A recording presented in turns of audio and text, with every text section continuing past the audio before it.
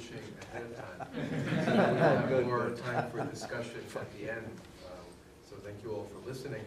Our second speaker is Professor Herman Toole, Professor Emeritus of Eastern Christianity at the Universities of Louvain and Nijmegen.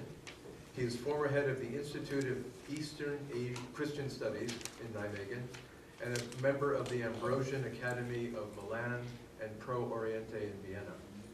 He has many, many publications in the field of Syriac, Christian Arabic literature and theology, especially from the perspective of the interrelation between Middle Eastern Christianity and Islam. And his paper tonight will be Middle Eastern Christian Identity, Ethnic instead of Ecclesiastical, a Shift in Perspective. So let us welcome Professor Toole.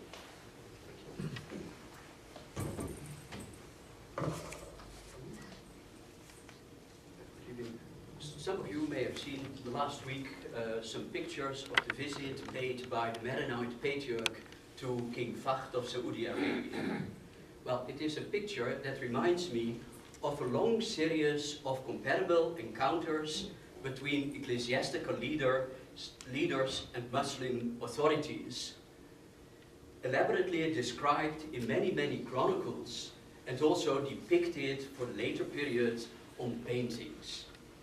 Well, basically, this is a situation where the Christian community is being represented on the political level by the ecclesiastical leader, be it the bishop, the metropolitan, or at the highest level by the patriarch.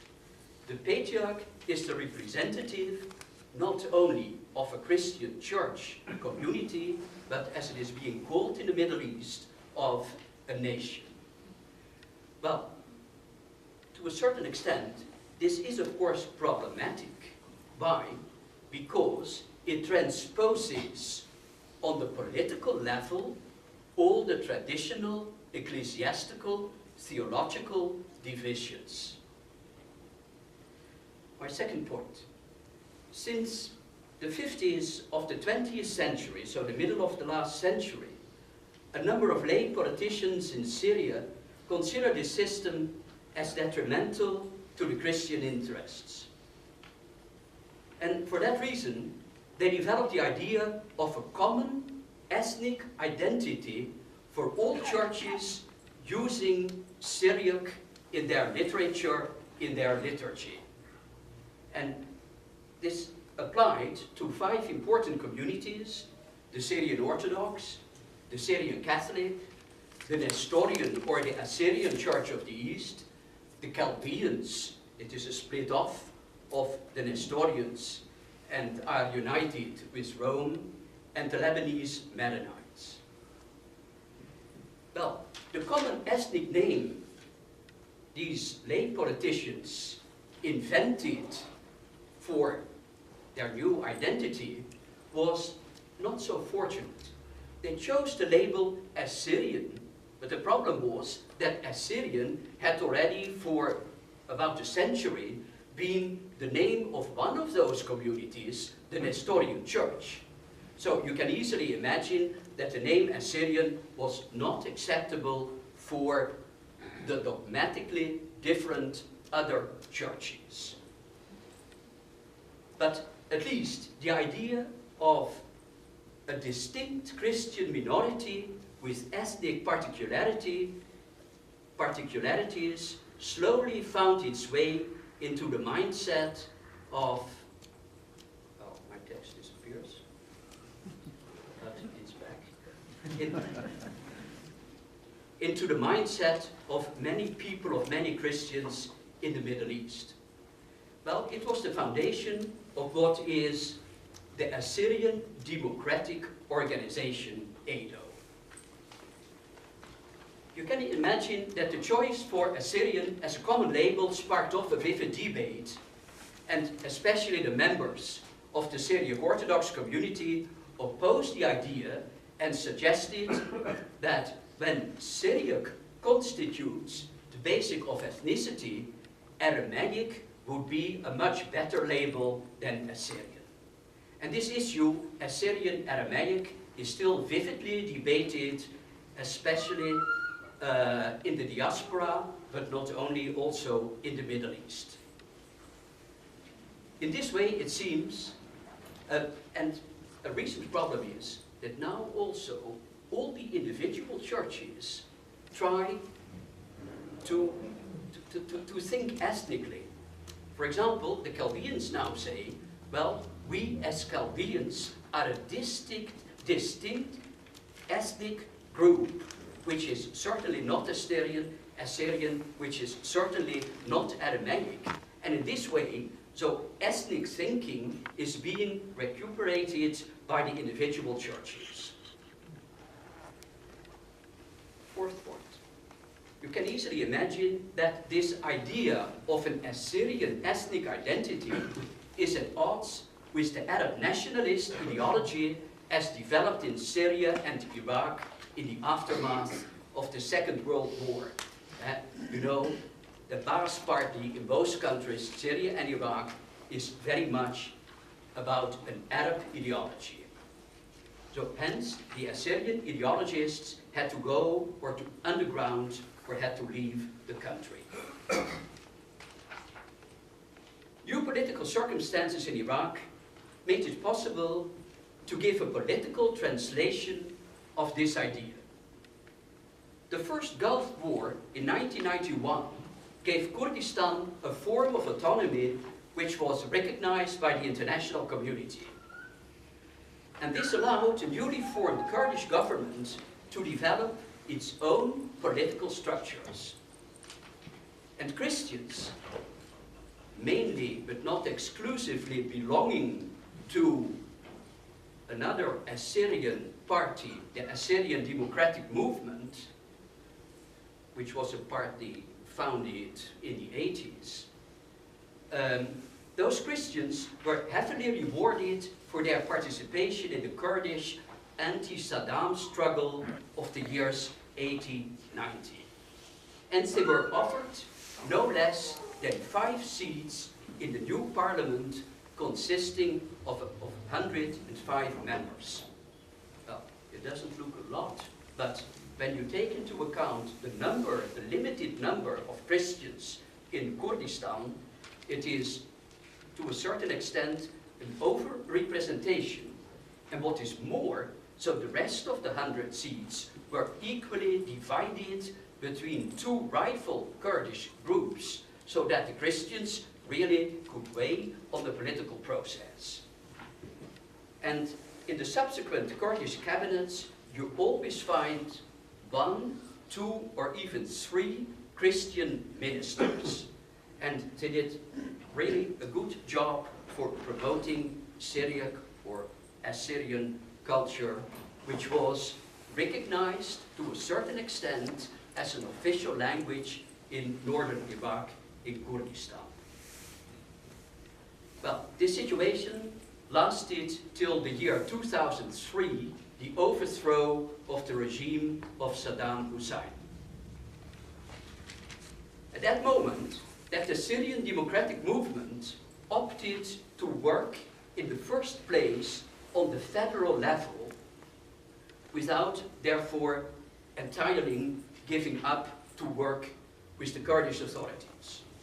But the transfer of their headquarters from Erbil, that's the Kurdish capital, to Baghdad is very symbolic, of course, for the development of a new strategy to give the Christians a place in the new Iraq.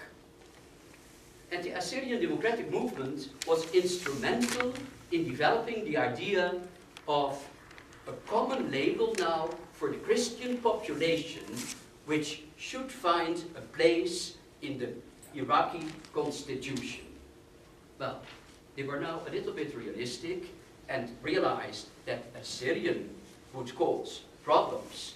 And for that reason, they opted for the common label as Chaldo-Assyrians, because the Chaldeans are the most important group in Iraq. Well, that common ethnic label was approved by the Iraqi authorities for the draft constitution. But because the ecclesiastical leaders protested, what we find today in the official Iraqi constitution is that there are 2 Christian communities, the Chaldeans anti-Assyrians, as if from an ethnic point of view, these Christians are divided, which is not the case.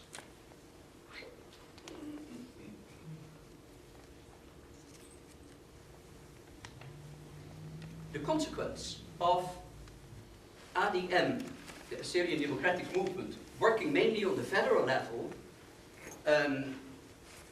was that also in Kurdistan, well, the Christian politicians felt that they had to continue the work of ADM. And for that reason, a new political party was created, which was called the Chaldean Syriac Assyrian Council. Well, initially, this council was meant to offer all the Christian parties and churches and associations a kind of a common platform, but it soon developed into a political party itself. And of course, this party works in the first place, but not exclusively, but in the first place with the Kurdish authorities. Both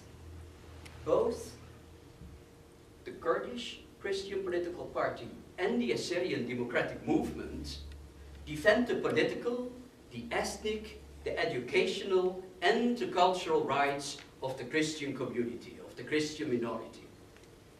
And important political realizations include a guaranteed number of Christian seats in both the Kurdish and the federal parliament.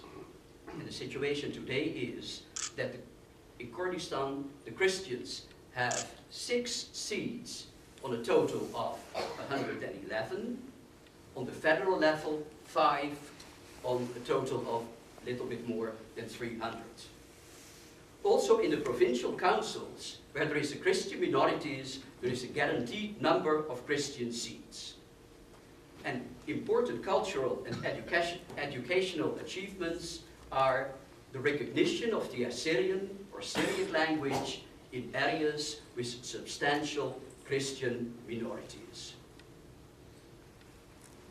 The next thing is that both parties strive for the establishment of an autonomous Christian homeland, which should be situated in the plain of Nineveh, which is in northern Iraq. They disagree, however, about what this autonomy should entail.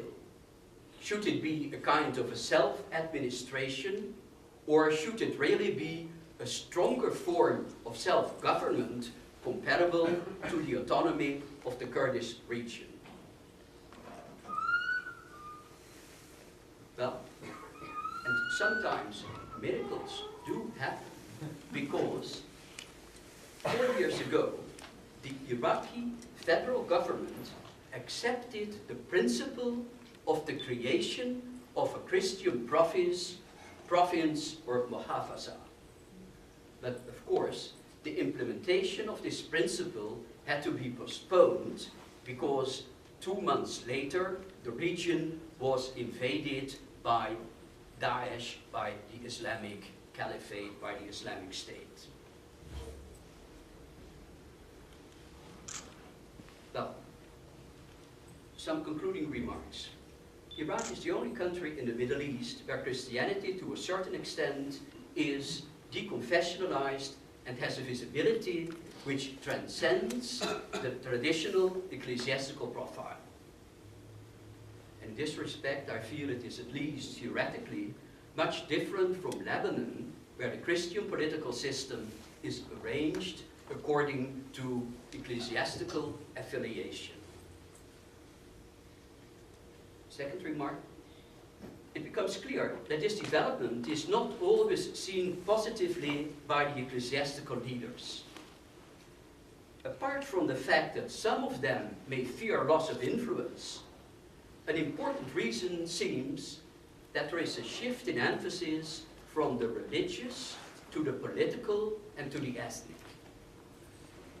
The Chaldean patriarch has often emphasized that the role of Christians in society is to be the salt of the earth, which, according to him, implies that focusing on ethnic distinctness will lead to marginalization, especially in the case of the creation of an autonomous Christian homeland.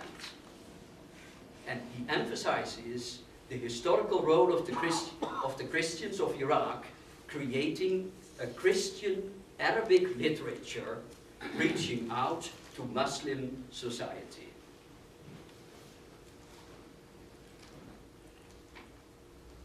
Three, the idea that the ethnic focus would bring a certain unity to the divided ecclesiastical landscape has proved to be an illusion. Apart from the traditional rivalry between the two political parties that I've just mentioned, there are a great number of other rival Christian political factions and parties. And the differences are not only about, which would be normal, particular political choices, but even about the idea of ethnic identity itself. Well, the problem is this development to be interpreted as the result of just the beginning of a democratic process, or is it what you hear when you speak to church leaders in Iraq, a sign of a certain incapacity of political leaders to overcome tribal reflexes? Well, thank you.